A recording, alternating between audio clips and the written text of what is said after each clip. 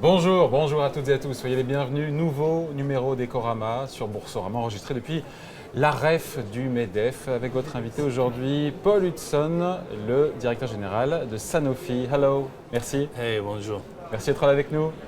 Je suis ravi d'être avec vous. On va se la faire en anglais. We'll make it in English. Oui, ce serait très bien. J'améliore mon français, mais c'est pas encore assez bon pour un entretien.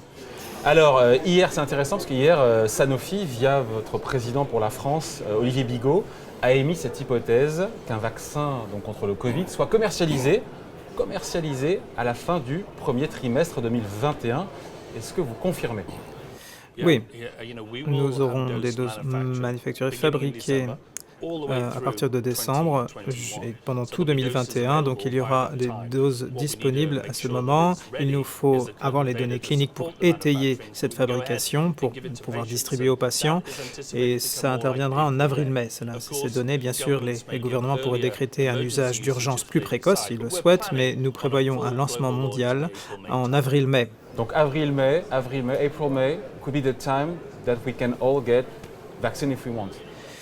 Oui, vu les volumes nécessaires, il faudra plusieurs entreprises pour produire toutes les doses.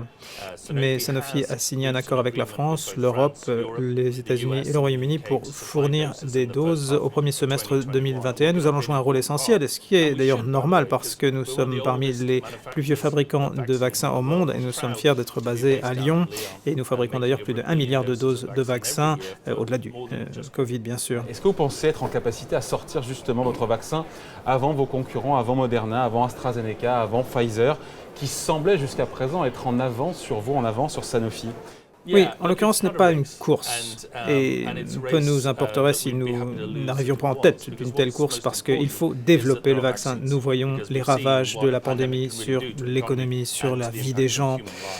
Nous avons tous une démarche un peu différente vis-à-vis de la plateforme scientifique, comme on dit. Nous utilisons la seule plateforme éprouvée pour créer un vaccin et qui est disponible d'un point de vue public et qui est approuvé, autorisé par une autorité. Nous utilisons un baculovirus recombinant qu'on utilise pour la grippe par exemple, et donc nous pensons ce sera la plateforme la plus efficace. Alors d'autres sont peut-être en avance effectivement, et s'ils peuvent jouer un rôle, c'est tant mieux, parce qu'on peut voir les conséquences de la pandémie et tout le monde va jouer son rôle. Donc l'objectif, c'est pas d'être premier. Non, il ne s'agit pas de gagner une course contre les entreprises, il faut tous arriver au point final pour garantir qu'il y a assez de volume pour que nous puissions tous être vaccinés. C'est l'objectif numéro 1. Aux États-Unis, le vaccin Moderna est entré dans la phase finale des essais cliniques. À quand la phase 3 chez Sanofi ? Nous serons en phase 3 entre novembre et décembre de cette année. Nous aurons les résultats en avril-mai l'année prochaine. Comme je l'ai dit, vous savez, ça prend en général 10 ans pour développer un vaccin et la plupart des entreprises là le font en moins d'1 an. Il nous faut respecter les règles de sécurité, les règles d'efficacité dans ce calendrier et les résultats cliniques les plus importants interviendront en avril-mai. Les résultats des testings, the result of testing en avril-mai, in April-May, but elles sont déjà en production les doses. They are already manufactured. Oui, et il nous faut lancer la fabrication. On ne peut pas attendre le résultat et lancer la fabrication parce que ça pourra prendre 3, 5, 6 mois. Et là, nous n'avons tout simplement pas le temps. La population mondiale attend. Donc nous fabriquons avec ce risque, conscient de ce risque. Nous espérons avoir des résultats positifs, validés par le régulateur et nous pourrons ensuite lancer la distribution. Oui, c'est notre objectif, c'est l'espoir. Le premier semestre 2021, nous avons 10 000 personnes chez Sanofi Pasteur qui travaillent sur les vaccins. La plupart d'entre eux ont sacrifié leur été pour justement, et pour de bonnes raisons, pour y parvenir. D'ailleurs, la Commission européenne vous a réservé 300 millions de doses. Est-ce que tous les États membres de l'UE auront accès simultanément au vaccin ? Chaque entreprise essaye d'organiser bien sûr les pré-réservations. Nous l'avons fait avec l'Union européenne à hauteur de 300 millions de doses. Oui. Le fait est que nous allons les rendre disponibles et nous travaillons avec les agences réglementaires et les gouvernements pour garantir une distribution appropriée de ces doses. Bien sûr, ce n'est pas nous qui allons décider dans tel ou tel pays qui doit être vacciné en premier. Nous allons travailler avec les organismes indépendants pour le faire. Mais notre objectif est bien sûr de rendre disponibles ces doses et qu'il y en ait assez grâce à l'effort de toutes les entreprises pour toute l'Europe. Il y a quelques jours, alors c'est anecdotique mais je voulais avoir votre réaction, Vladimir Poutine a annoncé que la Russie avait trouvé le premier vaccin contre le Covid. Est-ce que c'est crédible? Est-ce que vous prenez ça au sérieux? Je ne peux pas faire de commentaires sur le vaccin russe. Ce que je peux vous dire en revanche, c'est que leur approche n'est pas basée sur une plateforme qui est utilisée par d'autres entreprises de recherche scientifique dans le monde. Donc nous leur souhaitons le meilleur, bien sûr, parce que tout le monde peut et doit contribuer, mais nous faisons confiance à une plateforme éprouvée, et nous avons la seule plateforme éprouvée parmi tous les fabricants de vaccins. Alors, autre sujet, Sanofi va verser les dividendes cette année, contrairement à beaucoup de groupes cotés en France qui vont les réduire ou les annuler. Pourquoi? Il faut se rappeler que, tout d'abord, un dividende, cela vient récompenser les investisseurs qui étaient avec nous en 2019.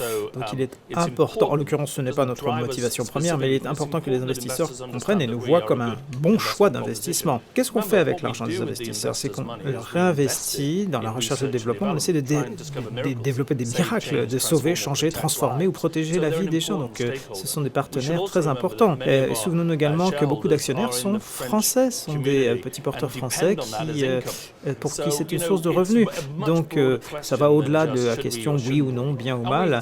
Nous pensons que c'était important de verser ces dividendes et à un moment où nous l'avons annoncé, nous avons réaffirmé notre engagement de soutenir le système de santé français à hauteur de 100 millions d'euros pour le développement des données numériques, pour soutenir la recherche et pour soutenir également les fournitures en matière d'équipement de protection. Après, c'est intéressant parce qu'aujourd'hui, Sanofi, c'est 300 médicaments vendus. Est-ce que votre objectif, clairement, c'est d'en avoir moins, mais des plus rentables? Une question intéressante. Nous n'envisageons pas les choses en termes de rentabilité. Nous essayons de changer la vie des gens. Nous faisons une analyse sur on peut changer, sauver, transformer, protéger la vie des gens et on met le paquet, pour ainsi dire, dans les domaines où nous pensons avoir un savoir-faire unique. Dans des domaines très compétitifs, concurrentiels, on se demande est-ce qu'on peut apporter vraiment quelque chose d'original et on est de plus en plus exigeant, d'autant plus exigeant à ces moments-là parce que, apporter un cinquième remède, un cinquième traitement pour telle ou telle maladie, ce n'est pas aussi important qu'apporter le premier traitement pour une maladie orpheline. Après, il y a cette question sur la résilience de Sanofi dans cette crise qui résiste bien, 7,6 milliards de profits au deuxième trimestre. Vous avez même relevé vos prévisions de bénéfices. Comment vous expliquez ça? Je crois que nous avons eu, comme la plupart des entreprises pharmaceutiques, nous avons eu un bon début d'année parce que beaucoup de patients ont stocké un petit peu au niveau des prescriptions pour être sûr d'avoir assez. Donc, mais je crois que ces éléments positifs ont commencé à moins peser au cours du deuxième trimestre de l'année. Je comprends votre question sur les aspects financiers, mais au-delà de ça, il faut savoir que nous avons plus de 100 000 collaborateurs dans l'entreprise. 97% de nos équipes de fabrication, ça représente 25 000 personnes en France, et la moitié de ces 25 000 personnes en France, les personnels de fabrication sont allés travailler tous les jours parce qu'ils savaient que s'ils n'y allaient pas, quelqu'un manquerait de traitements, manquerait de médicaments en Europe ou dans le monde. Nous avons fait énormément d'efforts pour protéger ces patients. Et pour ceux qui n'ont pas pu aller travailler, nous avons mis à disposition une formation en ligne. Plus d'1 million d'heures de formation ont été faites pour justement développer nos collaborateurs pour quand tout va redémarrer. Donc nous sommes fiers d'être résilients, mais nous aurions bien sûr préféré ne pas avoir de pandémie. C'est pourquoi nous travaillons sur le Covid et nous allons de l'avant en tant qu'entreprise. C'est ce que la société, je pense, attend de nous. Quand les gens tombent malades, ils se tournent vers nous, vers des entreprises comme la nôtre. Qu'est-ce que vous faites? Qu'est-ce que vous pouvez faire pour nous? Avec l'idée que ce vaccin sera aussi profitable, évidemment. This vaccine will be profitable for Sanofi. Vous avez des chiffres, you have forecast of the income en termes de revenus what could earn Sanofi with this vaccine? Ça vous paraîtra peut-être difficile à croire, mais nous ne nous sommes pas penchés sur la question. Ce que nous avons dit depuis le départ, c'est que ce vaccin pour le Covid doit être abordable pour les patients s'ils doivent le payer eux-mêmes ou pour les systèmes de santé, les gouvernements, si c'est eux qui assurent payer la facture. Vous pourriez ne rien gagner, you could earn nothing with this vaccine? No. Eh bien, nous verrons. Nous verrons si déjà il est sûr, efficace, quel volume nous produisons et à quel point il peut être abordable. Par exemple, ce qu'on fait contre la polio en Europe, par exemple, c'est différent de ce qu'on fait contre la polio en Afrique. Vous savez qu'il est important d'être abordable là où il faut l'être. Je pense que la question la plus importante, en l'occurrence, est la suivante. Est-ce que tout le monde, toutes les personnes qui en ont besoin, y auront accès? C'est vraiment notre objectif. Paul Hudson, ça fait 1 an que vous êtes à la tête de Sanofi. You understand that in France? A little bit, yeah. It's like a year. You've been running Sanofi for a year. Quelle a été votre décision la plus difficile à prendre?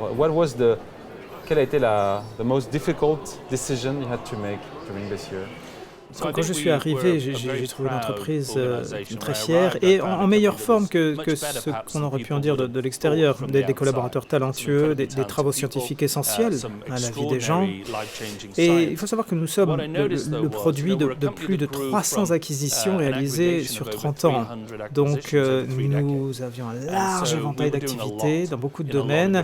Ce qui était le plus difficile peut-être pour l'entreprise, c'est, pour moi peut-être aussi à saisir, mais c'est comment prioriser, comment hiérarchiser nos actions. Par exemple, dans les maladies cardiovasculaires et diabète, qui ont été le ciment de notre entreprise, de notre essor. Et donc la décision d'arrêter la recherche dans ce domaine, ça a été une décision difficile. That was the most difficult decision to stop, arrêter la recherche sur le diabète et sur les maladies cardiovasculaires. Oui, mais il faut comprendre que on investit dans la recherche quand on pense honnêtement qu'on peut changer les choses. Si ce n'est pas le cas, il faut dépenser cet argent dans l'oncologie, l'immunologie, les neurosciences, autre part. Ce dont vous êtes le plus fier? Ce que j'ai essayé de faire jusqu'à présent, c'est d'être ouvert, d'être transparent vis-à-vis de notre entreprise, de sa situation. J'espère que nos collaborateurs y seront sensibles. J'ai l'impression que c'est le cas. Il est important de fixer un cap pour l'avenir, que nos collaborateurs sachent pourquoi nous prenons telle ou telle décision, qu'ils aient un contexte. Et je crois que l'entreprise se mobilise beaucoup plus rapidement que ce que j'aurais pu penser. Donc j'espère qu'ils en sont fiers et je dois dire que j'en suis fier également. Bon, et dernière question, Paul Hudson. C'est l'actualité, Sanofi vient de s'offrir la biotech Principia Biopharma pour 3,7 milliards de dollars. You understand this en français. Hein? En quoi c'est un bon deal pour Sanofi? You just bought the US biotech Principia Biopharma for $3.7 billion. How can you explain why this is a good deal for Sanofi?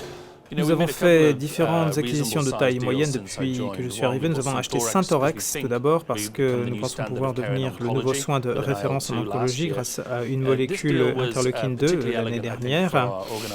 C'était un achat très important. Tout d'abord, en matière de sclérose en plaques, nous avons déjà les meilleures capacités en partenariat. Vous savez peut-être que les personnes atteintes de sclérose en plaques vont voir leur situation se détériorer au fil des décennies, peu importe le traitement administré. Deuxièmement, ces accords nous donnent accès à une autre classe de médicaments, les BTK, les tyrosine kinase de Newton, qui aident au niveau de l'auto-immunité, psoriasis, peut-être la maladie de Crohn également, des maladies très difficiles à traiter qui ont vraiment un impact sur la vie des gens. Je pense que nous pouvons devenir le numéro 1 au monde en immunologie.